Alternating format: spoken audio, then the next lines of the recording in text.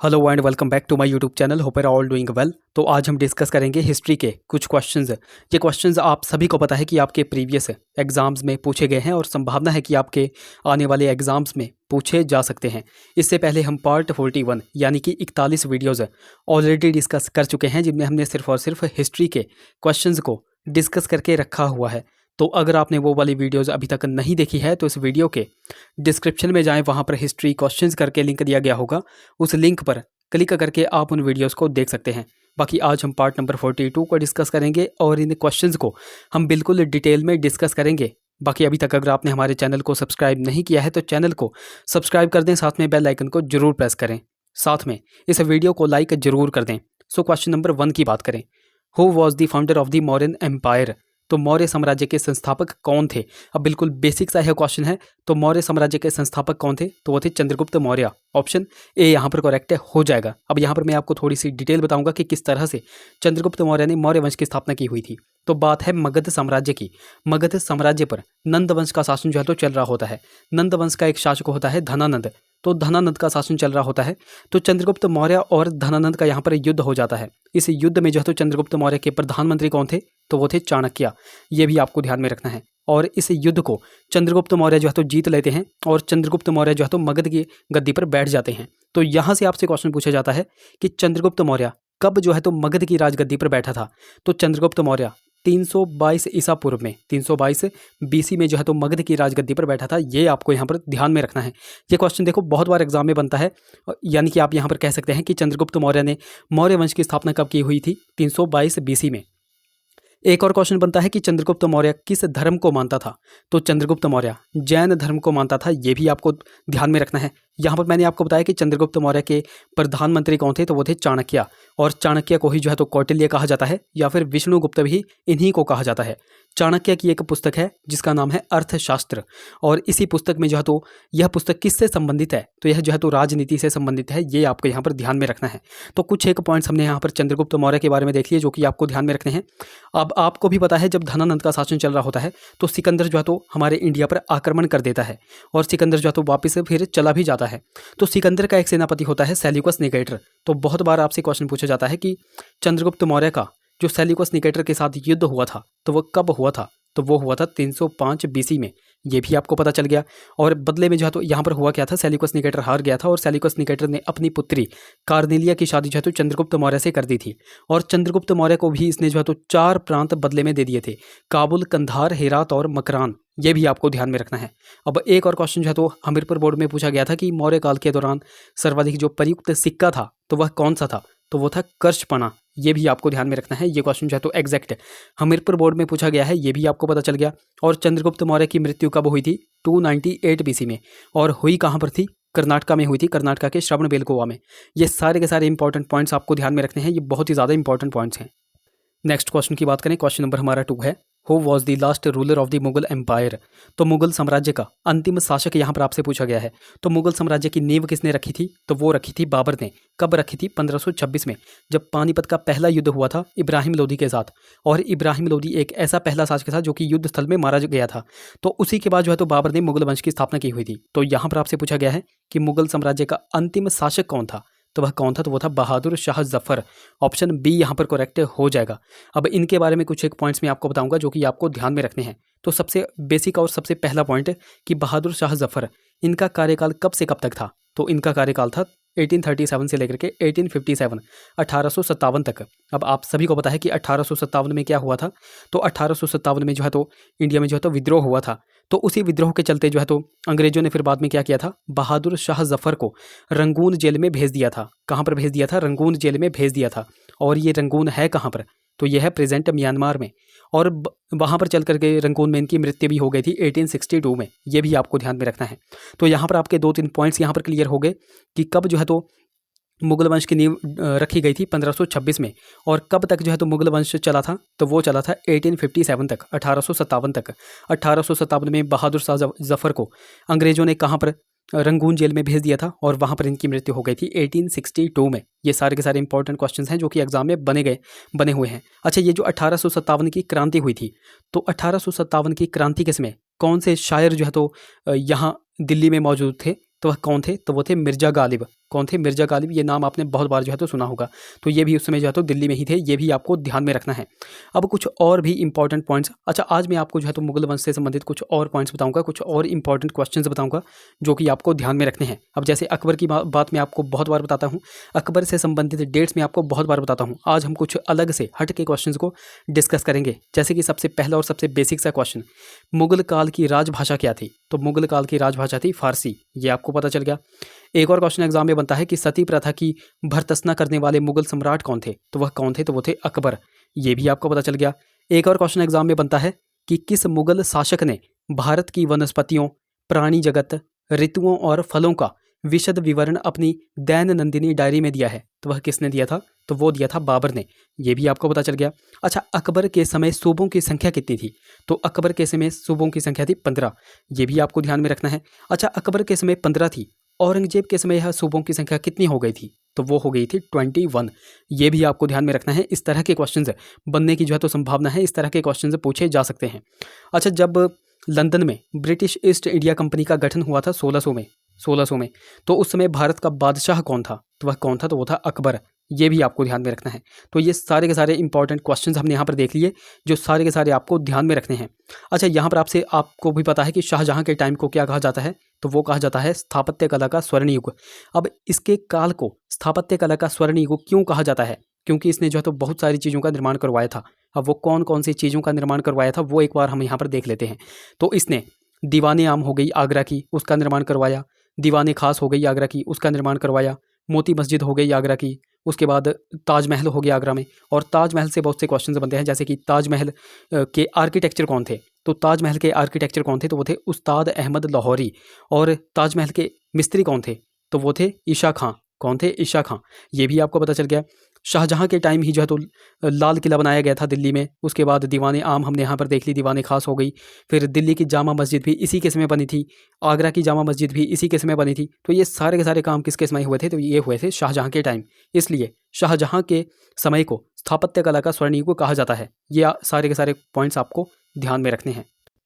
Next हमारा question है, question हमारा 3 है, who was the first governor general of India? तो भारत का पहला गवर्नर जनरल कौन था? तो भारत का पहला गवर्नर जनरल कौन था? तो वो था Lord William Bentinck. Option C यहाँ पर करेक्ट हो जाएगा। अब 4 ऐसे पॉइंट्स हैं जिनमें कुछ एक स्टूडेंट्स यहाँ पर कंफ्यूज हो जाते हैं, इस वाले क्वेश्चन में कंफ्यूज हो जाते हैं। तो वो पूरा का पूरा कंफ्यूजन हम यहाँ पर दूर करेंगे। तो सबसे पहले बात करते हैं बंगाल की। तो बंगाल की सबसे पहले बात आती है कि बंगाल का पहला गवर्नर कौन था? तो बंगाल का पहला गवर्नर कौन था? तो वो था रॉबर्ट क्लाइव। फिर आपसे क्वेश्चन पूछा जाता है कि बंगाल का पहला गवर्नर जनरल कौन था? तो बंगाल का पहला गवर्नर जनरल था वॉरेन हेस्टिंग्स, ये भी आपको पता चल गया। उसके बाद आपसे पूछा जाता है कि भारत यानी कि इंडिया के कॉन्टेक्स्ट में आपसे पूछा जाता है कि भारत का पहला गवर्नर जनरल कौन था, जो कि आपसे इसी क्वेश्चन में पूछा गया था। तो वह कौन था? तो वो था लॉर्ड विलियम बेंटिक, ये भी आपको पता चल गया। फिर आपसे इंडिया के ही कॉन्टेक्स्ट में वायसराय पूछा जाता है कि भारत का पहला वायसराय कौन था? तो वो था लॉर्ड कैनिंग। ये चारों के चारों पॉइंट्स आपको ध्यान में रखने हैं, ये चारों के चारों पॉइंट्स आपको टिप्स पर याद होने चाहिए। अब यहाँ पर हमने बात की बंगाल का पहला गवर्नर, वह कौन था? Robert Clive. अब रॉबर्ट क्लाइव के समय क्या क्या घटनाएं हुई थी वो भी आपको ध्यान में रखना है। अब देखो, आपको पता है प्लासी का युद्ध हुआ था 1757 में। तो प्लासी के युद्ध के बाद जो है तो लॉर्ड क्लाइव को ही बंगाल का पहला गवर्नर बनाया गया था। पहले तो आपको यही ध्यान में रखना है। जब इलाहाबाद की संधि हुई थी 1765 में, तब भी बंगाल का गवर्नर कौन था? तो वो था रॉबर्ट क्लाइव, ये भी आपको ध्यान में रखना है। अब इसके बारे में एक इंपॉर्टेंट पॉइंट मैं आपको बताऊं जो कि बहुत बार एग्जाम में बनता है। तो क्वेश्चन आपसे पूछा जाता है कि बंगाल में द्वैध शासन किसके द्वारा लागू किया गया था? तो बंगाल में द्वैध शासन 1765 में किसके द्वारा लागू किया गया था? लॉर्ड क्लाइव के द्वारा ही लागू किया गया था, या फिर रॉबर्ट क्लाइव के द्वारा ही लागू किया गया था, ये आपको ध्यान में रखना है। और बंगाल में ये जो द्वैध शासन लगाया गया था, इसकी समाप्ति किसके द्वारा की गई थी? तो इसको समाप्त किया था वॉरेन हेस्टिंग्स ने। किसने किया था? वॉरेन हेस्टिंग्स ने, ये जो बंगाल का पहला गवर्नर जनरल था। इस तरह के क्वेश्चंस आपसे बहुत बार एग्जाम में पूछे जाते हैं, जो कि आपको ध्यान में रखने हैं। अच्छा, यहाँ पर है ऑप्शन बी में लॉर्ड कॉर्नवालिस। तो लॉर्ड कॉर्नवालिस से बहुत से क्वेश्चंस एग्जाम में बनते हैं, वो मैं आपको यहाँ पर बताऊंगा जो कि आपने ध्यान में रखने हैं।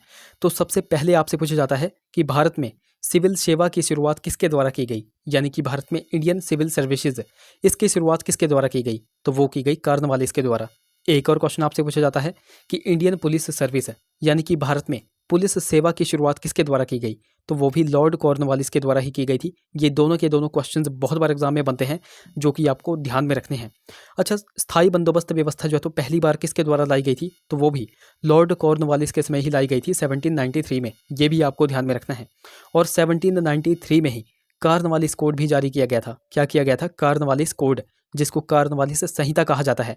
तो ये सारे के सारे इंपॉर्टेंट क्वेश्चंस हैं जो कि बहुत बार एग्जाम में बने हुए हैं, जो कि मैंने आपको बता दिए। लॉर्ड कॉर्नवालिस से एक मोस्ट इंपॉर्टेंट क्वेश्चन मैं आपको बताऊं तो एक पूछा जाता है कि इसकी जो समाधि है, जो इसकी कब्र है, तो वो कहाँ पर है? तो लॉर्ड कॉर्नवालिस की समाधि जो है तो हमारे इंडिया में है। हमारे इंडिया में कहाँ पर है, किस स्टेट में है? तो वो है उत्तर प्रदेश के गाजीपुर में। कहाँ पर है? उत्तर प्रदेश के गाजीपुर में। तो ये सारे के सारे क्वेश्चंस हमने यहाँ पर देख लिए, जो कि आपको ध्यान में रखने हैं। बाकी देखो, अभी तक अगर आपने हमको टेलीग्राम और इंस्टाग्राम पे फॉलो नहीं किया है तो वहाँ पर जाकर फॉलो कर ले, लिंक आपको डिस्क्रिप्शन में मिल जाएगा। बाकी देखो, लिंक कई बार चलता नहीं है तो आपको सिंपली टेलीग्राम पे जाना है और @Let's Prepare 2 सर्च करना है, आपको हमारा चैनल मिल जाएगा। उसी तरह आपको इंस्टाग्राम पे जाकर के लेट्स प्रिपेयर टुगेदर सर्च करना है। अगर कोई क्वेरी होगी तो आप मुझे इंस्टा पे मैसेज कर सकते हैं। नेक्स्ट क्वेश्चन की बात करें, क्वेश्चन नंबर हमारा 4 है, who was the founder of the Maratha empire? तो मराठा साम्राज्य के संस्थापक कौन थे? तो मराठा साम्राज्य के संस्थापक कौन थे? तो ऑब्वियसली शिवाजी। ऑप्शन ए यहाँ पर करेक्ट हो जाएगा। अब यहाँ पर बात आई है शिवाजी की, तो आपको भी पता है जब भी शिवाजी की बात आती है तो शिवाजी से संबंधित जितने भी क्वेश्चंस अभी तक एग्जाम में पूछे गए हैं या फिर पूछे जाने की संभावना है, वो सारे के सारे क्वेश्चंस हम यहाँ पर डिस्कस करते हैं। तो आज भी हम शिवाजी के बारे में कुछ एक पॉइंट्स यहाँ पर देखेंगे, जैसे कि मराठा साम्राज्य के संस्थापक कौन थे? तो ऑब्वियसली शिवाजी ही थे। शिवाजी का जन्म कब हुआ था? तो वो हुआ था 1627 में। और कहाँ पर हुआ था? शिवनेर दुर्ग में हुआ था। शिवाजी के पिता का नाम था शाहजी भोंसले और माता का नाम था जीजाबाई। शिवाजी के देखो गुरु 2 थे और दोनों के दोनों नाम आपको ध्यान में रखने हैं। शिवाजी के एक गुरु थे गुरु कोंडदेव और एक गुरु थे गुरु रामदास। इन दोनों के बारे में आपको ध्यान में रखना है। अब शिवाजी का विवाह कब हुआ था? तो वो हुआ था 1640 में। और किसके साथ हुआ था? साईबाई निम्बालकर के साथ हुआ था। ये भी आपको ध्यान में रखना है। अब एक क्वेश्चन एग्जाम में बनता है कि शिवाजी ने अपनी राजधानी किसको बनाया था? तो वो बनाया था रायगढ़ को। और कब बनाया था? डेट्स देखो आपके लिए इंपॉर्टेंट है। तो वो बनाया था 1656 में। कब बनाया था? 1656 में। तो ये भी आपको पता चल गया। एक और क्वेश्चन जो है तो शिवाजी से बनता है कि शिवाजी को राजा की उपाधि किसके द्वारा दी गई थी? और किसके द्वारा दी गई थी? तो वो दी गई थी औरंगजेब के द्वारा। ये भी आपको पता चल गया। अब औरंगजेब कौन था? तो यह मुगल वंश का एक राजा था। अच्छा, मुगल वंश में उस समय जब शिवाजी थे तो उस समय जो है तो मुगल वंश में मुगल साम्राज्य में जो है तो एक महत्वपूर्ण व्यापारिक केंद्र था, तो वो था सूरत। तो एक क्वेश्चन आपके एग्जाम में बनता है कि शिवाजी ने सूरत को कितनी बार लूटा था? तो ये भी आपको ध्यान में रखना है कि शिवाजी के द्वारा सूरत को 2 बार लूटा गया था, यानी कि मुगलों के केंद्र को 2 बार लूटा गया था। अब कब कब लूटा गया था, डेट्स देखो आपके लिए इंपॉर्टेंट है। तो शिवाजी ने सूरत को सबसे पहली बार जो है तो 1664 में लूटा और दूसरी बार 1670 में लूटा। ये आपको यहाँ पर ध्यान में रखना है। एक और क्वेश्चन एग्जाम में बनता है, पुरंदर की संधि ये किन किन के मध्य में हुई थी और कब हुई थी? तो ये जो है तो शिवाजी और जयसिंह के बीच में हुई थी और ये हुई थी 1665 में। एक और क्वेश्चन एग्जाम में बनता है कि शिवाजी ने जो है तो अफजल खां की हत्या की थी। तो ये अफजल खां कौन था? तो ये बीजापुर का एक सुल्तान था। तो बीजापुर का सुल्तान था अफजल खां। तो अफजल खां की हत्या जो तो शिवाजी के द्वारा की गई थी और कब की गई थी? 1669 में। ये भी आपको ध्यान में रखना है। इस तरह के क्वेश्चंस देखो बहुत बार एग्जाम में बन जाते हैं। ये सारे के सारे क्वेश्चंस मैंने आपको यहाँ पर बता दिए, जो कि आपको ध्यान में रखने हैं। कुछ और क्वेश्चंस की भी अगर बात करें, जैसे कि शिवाजी का जन्म हमने यहाँ पर देख लिया, 1627 हो गया। और शिवाजी की मृत्यु कब हुई थी? देखो, मृत्यु भी बहुत बार एग्जाम में बन रही है, तो वो हुई थी 1680 में। ये डेट्स होती हैं, फैक्चुअल क्वेश्चंस होते हैं, जो कि आपको पता होने ही चाहिए। शिवाजी के मंत्रिमंडल को क्या कहा जाता था? तो वो कहा जाता था अष्टप्रधान। और शिवाजी के द्वारा 2 कर लगाए जाते थे, एक तो था चौथ कर और एक था सर देशमुखी कर। ये सारे के सारे क्वेश्चंस हमने यहाँ पर शिवाजी के बारे में देख लिए, जो कि आपको ध्यान में रखने हैं। अगले क्वेश्चन की बात करें, क्वेश्चन नंबर हमारा 5 है, who was the first Indian to receive the Nobel prize? तो नोबेल पुरस्कार पाने वाले पहले भारतीय कौन थे? तो नोबेल पुरस्कार पाने वाले पहले भारतीय कौन थे? तो वो थे रविंद्रनाथ टैगोर। ऑप्शन ए यहाँ पर करेक्ट हो जाएगा। अब देखो, इस क्वेश्चन से संबंधित बहुत सारे क्वेश्चंस एग्जाम में पूछे जाते हैं, वो 1 बाय 1 मैं आपको यहाँ पर बताऊंगा। जैसे कि आपसे पूछा जाता है कि रविंद्रनाथ टैगोर को ये जो नोबेल प्राइज़ मिला था, यह किस क्षेत्र में मिला, इनको कब जो है तो यह नोबेल प्राइज़ मिला और किसके लिए मिला। ये क्वेश्चन देखो बहुत बार एग्जाम में बनते हैं, जो कि मैं आपको यहाँ पर बताऊंगा, जो आपने ध्यान से सुनने हैं। तो सबसे पहले रविंद्रनाथ टैगोर जो है तो पहले ऐसे भारतीय हैं जिनको नोबेल पुरस्कार मिला है। तो इनको कब जो है तो नोबेल पुरस्कार दिया गया था? 1913 में दिया गया था। नोबेल पुरस्कार किस क्षेत्र में दिया गया था? तो इनको दिया गया था लिटरेचर यानी कि साहित्य के क्षेत्र में। अब किसके लिए दिया गया था, ये इंपॉर्टेंट है। तो ये दिया गया था गीतांजलि के लिए। किसके लिए दिया गया था? गीतांजलि के लिए। ये सारे के सारे क्वेश्चंस एग्जाम में बने हुए हैं जो कि मैं आपको यहाँ पर बता रहा हूँ, जो कि आपने ध्यान में रखने हैं। रविंद्रनाथ टैगोर को ही क्या कहा जाता है? तो वो कहा जाता है गुरुदेव। और गुरुदेव की उपाधि जो है तो रविंद्रनाथ टैगोर को किनके द्वारा दी गई थी? तो वो दी गई थी महात्मा गांधी के द्वारा। ये भी आपको पता चल गया। रविंद्रनाथ टैगोर ने ही देखो शांति निकेतन की स्थापना की हुई थी। किसकी स्थापना की हुई थी? शांति निकेतन की। ये क्वेश्चन देखो बहुत बार एग्जाम में बनता है कि शांति निकेतन की स्थापना किनके द्वारा की गई थी? तो वह रविंद्रनाथ टैगोर के द्वारा की गई थी। कब की गई थी ये भी आपको ध्यान में रखना है। तो 1901 में शांति निकेतन की स्थापना जो है तो रविंद्रनाथ टैगोर के द्वारा की गई थी। और प्रेजेंट में इसी शांति निकेतन को क्या कहा जाता है? तो वो कहा जाता है विश्व भारती यूनिवर्सिटी। ये भी आपको ध्यान में रखना है। तो ये सारे के सारे क्वेश्चंस हमने रविंद्रनाथ टैगोर के बारे में देख लिए जो कि आपको ध्यान में रखने हैं। अच्छा, ऑप्शन बी में है सीवी रमन। तो सीवी रमन से भी कुछ एक क्वेश्चंस बनते हैं, वो भी मैं आपको बता देता हूँ। तो बिल्कुल बेसिक सा क्वेश्चन यहाँ पर आपसे पूछा जाता है कि पहले ऐसे भारतीय कौन हैं जिन्हें फिजिक्स यानी कि भौतिकी के क्षेत्र में नोबेल प्राइज मिला हुआ है? तो ये आपको ध्यान में रखना है कि सीवी रमन एक ऐसे पहले भारतीय हैं जिनको फिजिक्स यानी कि भौतिकी के क्षेत्र में नोबेल प्राइज जो है तो प्राप्त हुआ है। अब कब इनको प्राप्त हुआ है और किसके लिए प्राप्त हुआ है वो भी आपको पता होना चाहिए। तो इनको 1930 में जो है तो नोबेल प्राइज़ दिया गया था। कौन से क्षेत्र में दिया गया था? फिजिक्स के क्षेत्र में दिया गया था। और किसके लिए दिया गया था? तो ऑप्टिक्स रिसर्च के लिए दिया गया था। किसके लिए? ऑप्टिक्स रिसर्च के लिए दिया गया था। अगर मोटे मोटे तौर पर आपको याद रखना है तो आपको याद रखना है स्कैटरिंग ऑफ लाइट के लिए जो है तो इनको नोबेल प्राइज़ दिया गया था। तो ये सारे के सारे क्वेश्चन हैं जो कि फैक्चुअल क्वेश्चन हैं, बहुत बार एग्जाम में बन जाते हैं। एक क्वेश्चन तो एग्जाम में बन गया था कि सीवी रमन का पूरा नाम क्या है? तो इनके पूरे नाम की फुल फॉर्म ही आपसे पूछ ली गई थी। तो ये भी आपको ध्यान में रखना है। इनका पूरा नाम था चंद्रशेखर वेंकट रमन। क्या नाम है? चंद्रशेखर वेंकट रमन। इस तरह के क्वेश्चंस बहुत बार आ जाते हैं जो कि आपको ध्यान में रखने हैं। नोबेल पुरस्कार। अच्छा, नोबेल ये जो प्राइज़ हैं तो नोबेल प्राइज़ से भी कुछ एक क्वेश्चंस बनते हैं, जैसे कि अच्छा मैं आपको सिर्फ और सिर्फ एक ही पॉइंट यहाँ पर बताऊँगा जो कि है पीस यानी कि शांति का नोबेल पुरस्कार।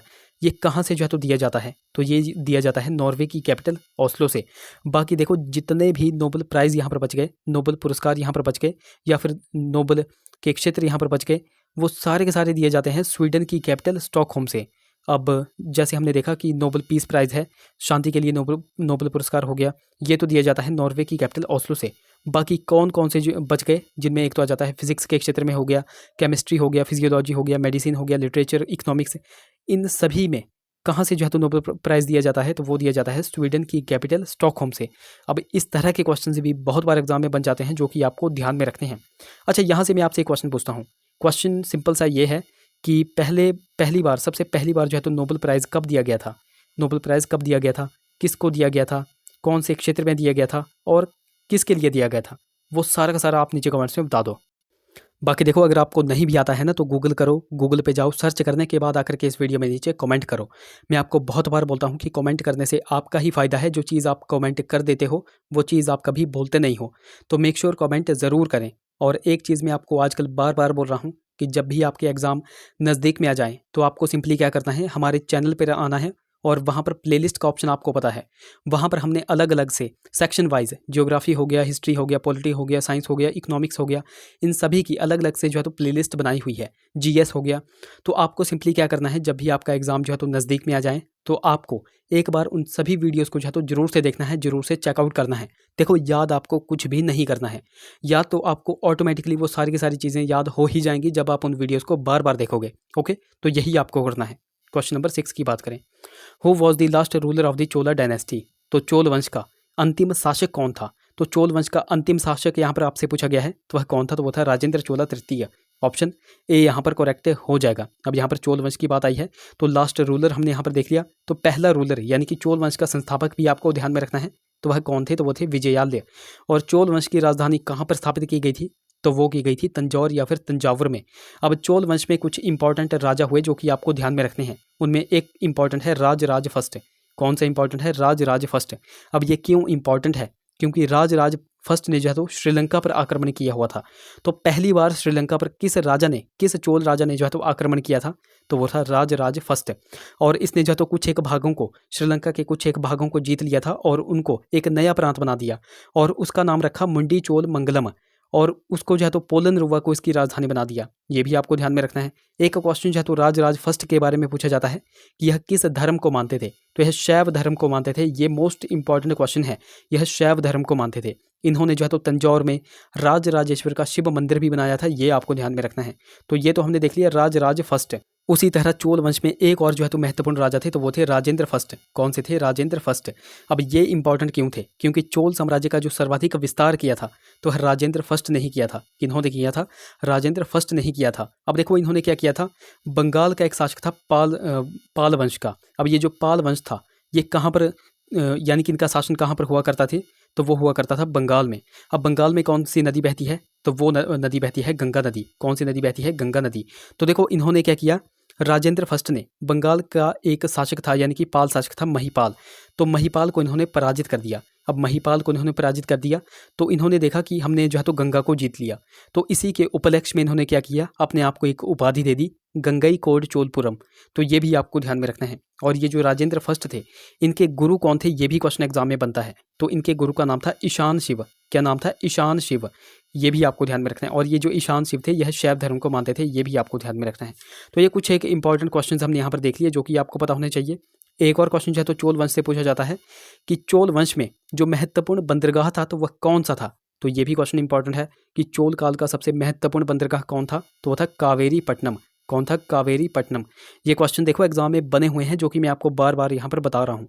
ये क्वेश्चन आपको ध्यान में रखने हैं। अगले क्वेश्चन की बात करें तो क्वेश्चन नंबर हमारा 7 है, who was the first female prime minister of India. तो भारत की प्रथम प्रधानमंत्री महिला कौन थी, तो ऑब्वियसली कौन थी, तो वो थी इंदिरा गांधी। ऑप्शन बी यहाँ पर करेक्ट हो जाएगा। अब Indira Gandhi first female prime minister of India, तो इनके समय कुछ एक घटनाएं हुई थी जो कि आपको ध्यान में रखनी है। एक फेमस घटना है, तो वह कौन सी है, तो वह है आपातकाल यानी कि इमरजेंसी। तो चलो इमरजेंसी की यहाँ पे बात आ ही गई है तो इमरजेंसी से संबंधित कुछ एक पॉइंट्स हम यहाँ पर देख लेते हैं। तो इमरजेंसी होती है 3 तरह की। हमारे संविधान में इमरजेंसी यानी कि आपातकाल 3 तरह का है। एक है नेशनल इमरजेंसी यानी कि राष्ट्रीय आपातकाल, और ये कौन से आर्टिकल में है? आर्टिकल 352 में। एक है राजकीय आपातकाल यानी कि प्रेसिडेंट रूल, और यह है आर्टिकल 356 में। और एक है वित्तीय आपातकाल यानी कि फाइनेंशियल इमरजेंसी, इसकी चर्चा है आर्टिकल 360 में। पहले तो आपको यही ध्यान में रखना है। अब यहाँ पर बात कर लेते हैं कि हमारे भारत में अभी तक जो है तो कितनी बार जो है तो इमरजेंसी यानी कि आपातकाल लग चुका है, तो कब कब लगा हुआ है वो भी आपको ध्यान में रखना है। और इंदिरा गांधी जी के समय जो है तो कब लगा था वो भी आपको पता होना चाहिए। तो चलो स्टार्टिंग से ही हम बात कर लेते हैं। तो सबसे पहली बार भारत में जो इमरजेंसी लगी थी तो वो लगी थी 1962 1962 में। अब 1962 में क्या हो रहा था, तो इंडिया और चाइना इन दोनों का जो है तो युद्ध हो रहा था, यानी कि भारत का जो है तो चाइना के साथ युद्ध हो रहा था, ये आपको पता है।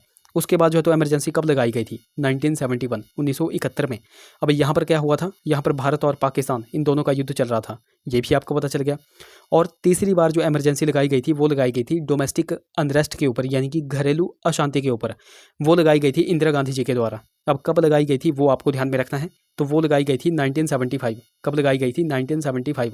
और क्यों लगाई गई थी? डोमेस्टिक अनरेस्ट के कारण। अच्छा, इसकी पूरी डेट आपको ध्यान में रखनी है। ये क्वेश्चन बहुत ही ज़्यादा इंपॉर्टेंट है कि जो इंदिरा गांधी ने जो है तो डोमेस्टिक अनरेस्ट के ऊपर जो है तो इमरजेंसी लगाई हुई थी, तो वह कब लगाई हुई थी? तो वो लगाई थी 25 जून 1975 1975 को। ये एग्जैक्ट डेट आपको ध्यान में रखनी है। अब इन्हीं के समय और क्या हुआ था, तो इंदिरा गांधी के ही समय जो है तो आपको भी पता है कि 42वां संविधान संशोधन हुआ था। और कब हुआ था? 1976 में। और इसके तहत क्या क्या हुआ था वो आप सभी को पता है, क्योंकि 42वें संविधान संशोधन को जो है तो लोकतंत्र की हत्या कहा जाता है। अब हत्या क्यों कहा जाता है और ये क्या था वो भी हम यहाँ पर देख लेते हैं। तो 42वां संविधान संशोधन ये हुआ कब था? 1976 में।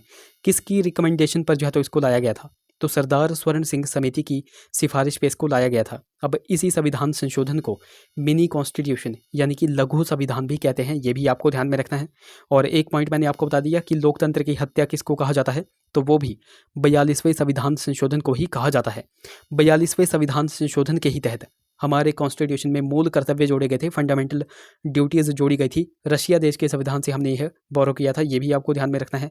इसी के तहत 42वें संविधान संशोधन के ही तहत जो है तो हमने प्रस्तावना में 3 नए वर्ड जो है तो ऐड किए थे, समाजवादी, पंथ निरपेक्ष, एकता और अखंडता। ये भी आपको ध्यान में रखना है। इसमें क्या हुआ था, इसमें जो सारी पावर थी वह प्रधानमंत्री को चली गई थी। जो इमरजेंसी थी यानी कि आपातकाल था वह प्रधानमंत्री की सलाह पर लगाया जा सकता था। और लोकसभा को यहाँ पर भंग करने की शक्ति जो है तो प्रधानमंत्री को दे दी गई थी। पहले जो है तो लोकसभा का कार्यकाल हुआ करता था 5 साल का, लेकिन 42वें संविधान संशोधन के बाद जो है तो यह 6 साल का कर दिया गया। कितने साल का कर दिया गया था? 6 साल का कर दिया गया था, ये भी आपको ध्यान में रखना है। इसमें जो है तो जो राष्ट्रपति होता था, तो राष्ट्रपति जो है तो किसी भी विधेयक को वापस यहाँ पर नहीं लौटा सकता था। ये भी जो है तो 42वें संविधान संशोधन के तहत जो है तो तय किया गया था। तो ये सारे के सारे पॉइंट्स किसके बारे में हैं? तो ये है इंदिरा गांधी जी के बारे में। ये सारे के सारे पॉइंट्स आपको ध्यान में रखने हैं। नेक्स्ट हमारा क्वेश्चन है, क्वेश्चन हमारा 8 है, who was the author of the book discovery of India? तो डिस्कवरी ऑफ इंडिया पुस्तक के लेखक कौन है? तो डिस्कवरी ऑफ इंडिया पुस्तक के लेखक कौन है? ऑब्वियसली कौन है? तो वह है जवाहरलाल नेहरू। ऑप्शन सी यहाँ पर करेक्ट हो जाएगा। अब जवाहरलाल नेहरू, इनके द्वारा जो है तो 1-2 पुस्तकें और भी लिखी गई हैं जो कि आपको ध्यान में रखनी है। तो जवाहरलाल नेहरू के द्वारा ही जो है तो एक पुस्तक लिखी गई है, glimpses of world history, glimpses of world history. और एक पुस्तक आपको पता चल गई डिस्कवरी ऑफ इंडिया, और एक और आपको ध्यान में रखनी है मेरी कहानी। ये भी किनके द्वारा लिखी गई थी? जवाहरलाल नेहरू के द्वारा लिखी गई थी। अच्छा, कुछ और भी इंपॉर्टेंट बुक्स हैं और किन्होंने जो है तो वह बुक्स लिखी हुई थी वो भी इंपॉर्टेंट है। तो सबसे पहले बात करते हैं दयानंद सरस्वती की।